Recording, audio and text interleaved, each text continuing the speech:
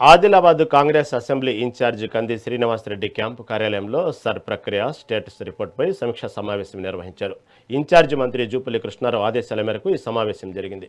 నియోజకవర్గంలో చాలా ప్రాంతాల్లో ఎన్యూమరేషన్ ఫారాల డిజిటలైజేషన్ నెమ్మదిగా సాగుతుందని నాయకులు ఆయన దృష్టికి తెచ్చారు. ప్రస్తుతం 35% ఎన్యూమరేషన్, 21.7% డిజిటలైజేషన్ మాత్రమే పూర్తయిందని తెలిపారు. మిగిలి ఉన్న 13 రోజుల్లో నాయకులు సమన్వయంతో పనిచేసి 100% డిజిటలైజేషన్ పూర్తి చేయాలని, ఒక్క ఓటు కూడా తొలగిపోకుండా అప్రమత్తంగా ఉండాలని కంది శ్రీనివాసరెడ్డి పిలుపునిచ్చారు.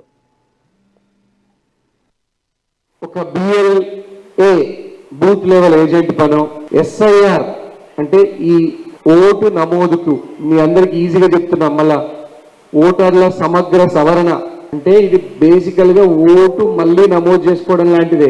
ఈ 13 రోజులలో మీరు ఎన్యూమరేషన్ ఫామ్ ఇవ్వకపోతే మీరు 100 ఏళ్ల వృద్ధుడైనా, స్వాతంత్రం వచ్చిన తర్వాత నుంచి ఓటేసినా, ఇప్పుడు కనుక మీ ఎన్యూమరేషన్ ఫామ్ నింపకపోతే మీ ఓటు ఉండదు.